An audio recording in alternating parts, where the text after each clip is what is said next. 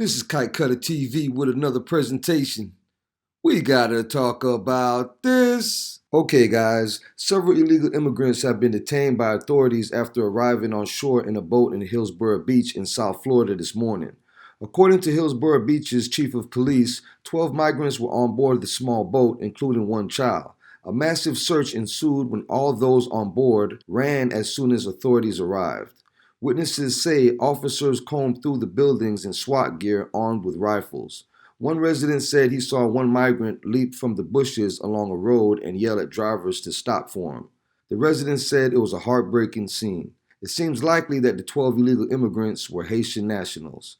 Also, the United States Supreme Court began hearing arguments this morning in the case of whether the Trump administration could exclude undocumented immigrants from the census count. The court previously blocked the administration from adding a citizenship question to the document. Also, New Mexico considers giving stimulus taxpayer money to illegal immigrants. That plus much more. Check this out.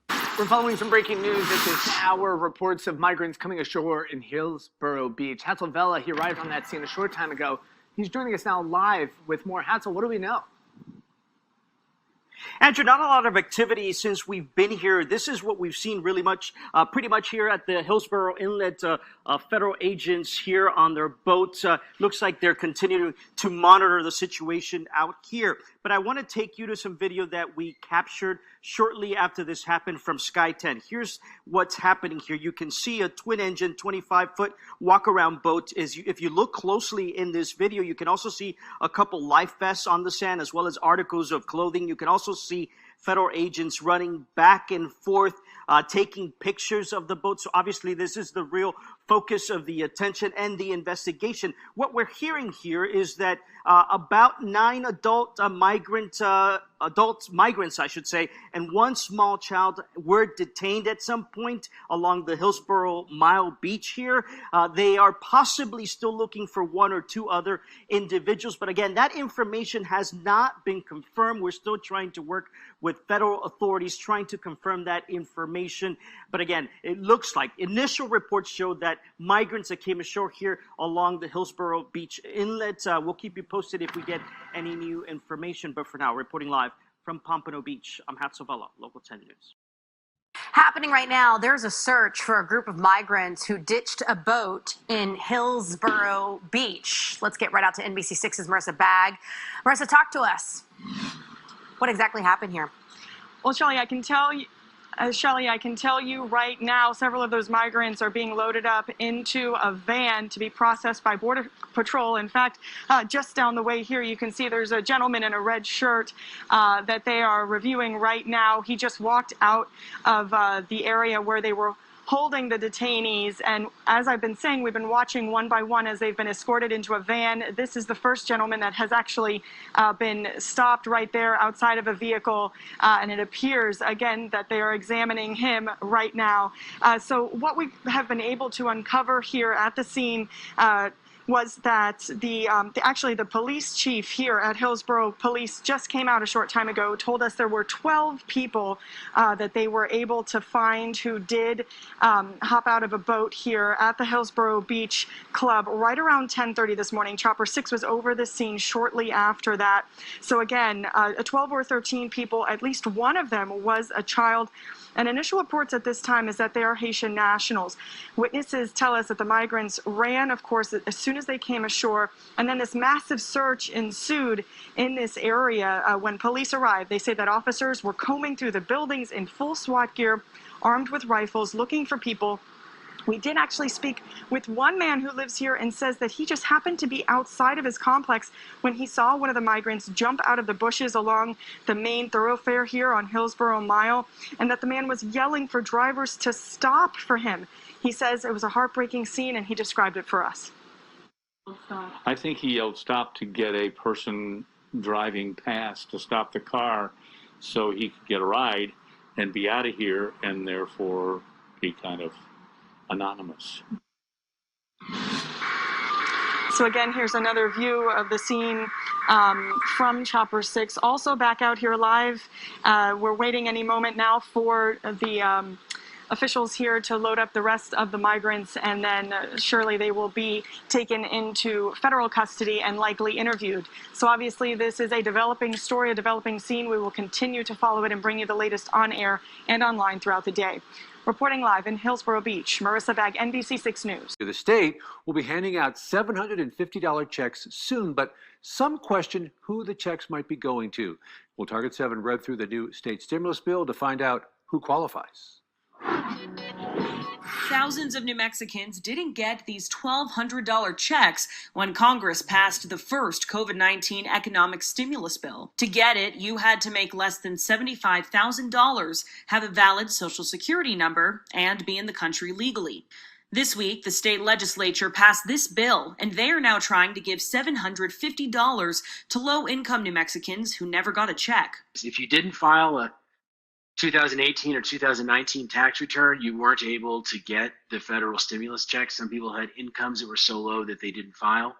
So if that applies to you, you can apply to get this $750 payment. But some legislators are questioning who might get the money. It's not real clear how that money's going to get spent. And it's not even clear, the issue about the immigrants. Target 7 obtained this report given to legislators before the bill was voted on. It shows immigration status was the reason many New Mexicans didn't get a check. Republican Zach Cook was one of 17 GOP lawmakers who voted against the bill. But there are hundreds or thousands of New Mexicans that are out of work that are suffering under the governor's public health orders, and because of all of the issues that have given rise from the coronavirus. And now we're going to give people who are in our country illegally up to $750. I don't think that's the right thing to do. We asked Democrat Speaker of the House Brian Egolf if undocumented immigrants can get some of the state money. He says you have to have proof you live in New Mexico to get a check. That would not rule out undocumented immigrants. There are folks in this country who are experiencing just as much hardship because of COVID and who contribute just as much, sometimes more, than their fellow New Mexico residents. Brittany Hope, KOAT Action 7 News. An announcement will be made next week about how New Mexicans who need assistance can apply for that help. The U.S. Supreme Court is now considering whether the Trump administration can exclude undocumented immigrants from the census count. The president has at least some discretion to determine that at least some illegal aliens lack enduring ties to the states. Monday, acting U.S. Solicitor General Jeffrey Wall argued it's unclear how much impact the Trump administration's efforts to exclude undocumented immigrants from the census will have on congressional seats, and says if states actually lose seats, they can sue later. But Chief Justice John Roberts seems skeptical. Well, isn't that going to be like having to unscramble the eggs? I mean, the apportionment, any change in any one state, of course, is going to have ripple effects all across the country. According to Pew Research, if undocumented immigrants are excluded, California, Texas, and Florida would all end up with one fewer congressional seat than if everyone is counted. The New York Solicitor General and the ACLU argued the census should include everyone because that's what the Constitution requires. Our laws reflect a deliberate choice not to base apportionment on citizenship, voter eligibility, or any other legal status, but instead to count the number of people living in a state. The census is supposed to send the data to President Trump by December 31st. In Washington, Alexandra Limon. There is a new dispute between the Trump administration and the El Paso County Water Improvement District 1. Local officials say they're concerned CBP abruptly began constructing a new border barrier on Thanksgiving. They say it will put El Paso's water supply and flood protection at risk. Water officials say a canal supplies raw water to the Jonathan Roger Water Treatment Plant, and the barrier would cut off needed access for plant operations and maintenance. The treatment plant is near the Zaragoza Bridge. Local officials say CBP made the decision to build this barrier without consulting the water district. They also say the Trump administration has not said why they need it, since the area already has a bollard fence and a chain link fence. ABC 7 has reached out to CBP, but we have not received a comment from the agency yet. Border Patrol agents seized more than 30 pounds of meth in a stolen vehicle on Highway 111. El Centro Sector Border Patrol agents say a Toyota 4Runner was sent to secondary inspection after being informed the car was possibly stolen.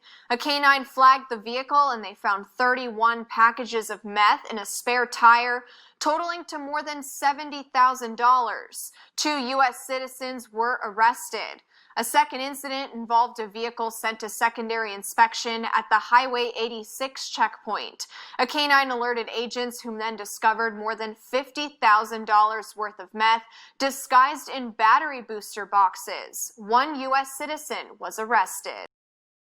Well, for the second time this month, a group of immigrant detainees at the Bergen County Jail are participating in a hunger strike, protesting the conditions inside the facility and demanding to be released while they await the outcome of their deportation cases.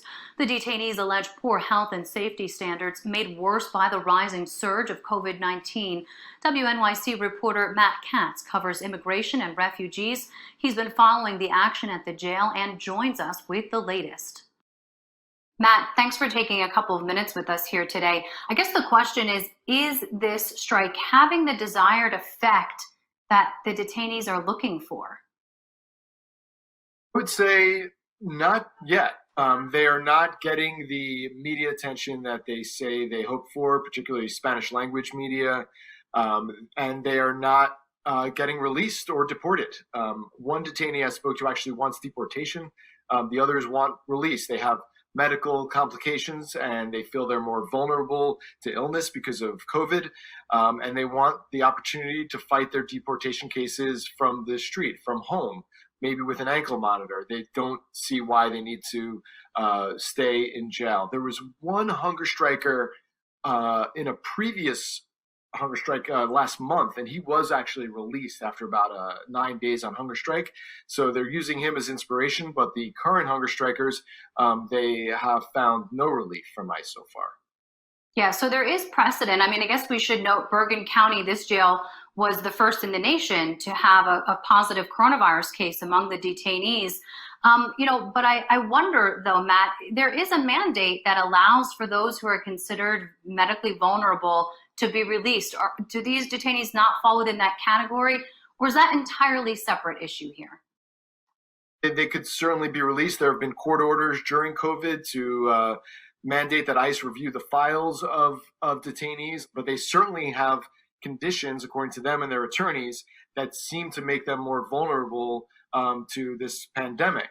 So ICE, based on that, is supposed to be considering such people for release, but has not happened yet. I mean, ICE was releasing more people due to medical conditions and for humanitarian reasons earlier on in the quarantine, but that has not been happening of late. And now the question is whether they try to seek court orders to force feed them, which has happened with detainees before. I did report some time ago about a detainee at the Bergen County Jail who was shipped to Arizona, where he was force fed for a couple of weeks because he was on a hunger strike. And very quickly, have you been able to get a response from either ICE or from officials at the jail? Bergen County Sheriff's Office, which runs the jail, initially was giving me information. They have stopped updating me on the hunger strike, and ICE only gives me very basic information, just confirming which day of the hunger strike that we're on. All right, Matt Katz, thank you so much for your work. You're welcome, Bree. Thanks. Thanks for watching. Like, share, and subscribe. Till next time, God bless. Peace.